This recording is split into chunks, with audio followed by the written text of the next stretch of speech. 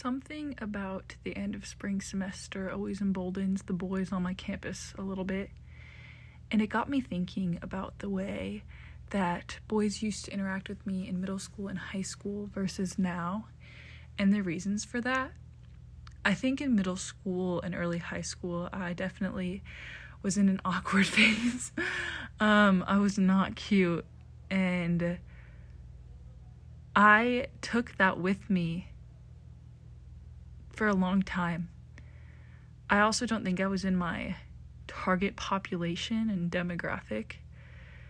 I was weird in a way that people didn't necessarily find endearing until I got older. But I wonder if that's because I wasn't in as awkward of a phase anymore. That, the way society sees you visually translates to the way that they receive your personality as well. Because I don't think it's changed that much. I mean, of course my social skills have grown, and as I have exited puberty and being a preteen, as with anyone else, the way that I socialize has improved, but I don't think my level of weirdness has changed, if that makes sense. And so now I have all these boy problems all the time that aren't necessarily bad ones. It's just there's this boy that's... It sounds so terrible. It's there's this boy that's after me, or XYZ, or this just happened when I was at the mall, or insert the situation. And I never really thought myself to be one of those girls. I think I'm a pretty normal... I mean, I look out of the ordinary because I'm tall and I'm ginger, but I'm not anything spectacular. And I allowed insecurity to dictate my life for a long time.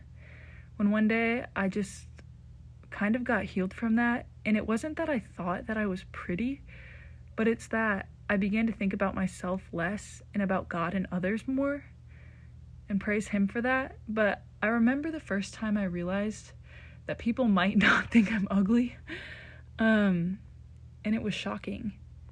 The baseline assumption that people don't think that. And so now that I'm older and I'm in a demographic that receives me better, it's weird because when it first started happening, I was so oblivious that I was hurting people's feelings because I would just essentially lead them on without knowing, because my mind couldn't fathom that anyone would have an intention toward me that wasn't friendship.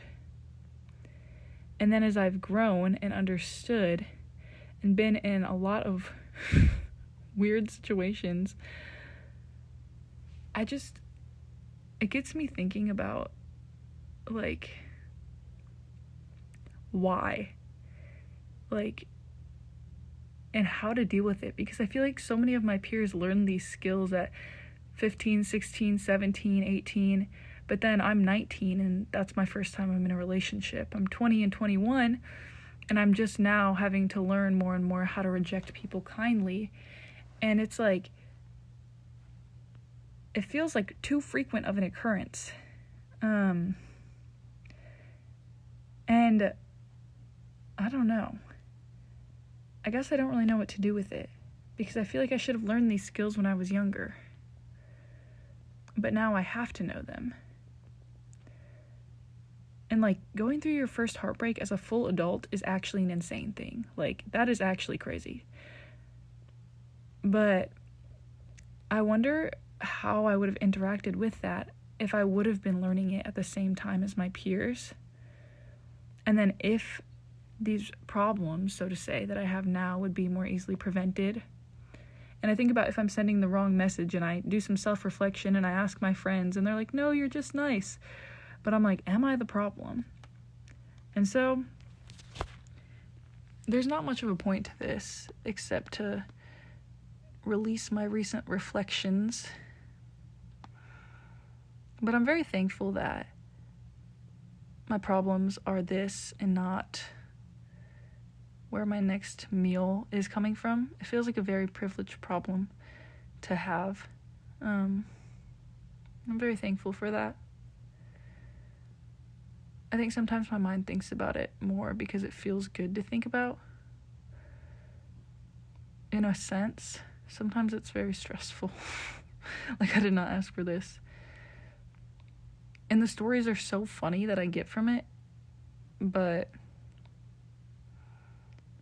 I don't know. I guess I just don't know what to make of it.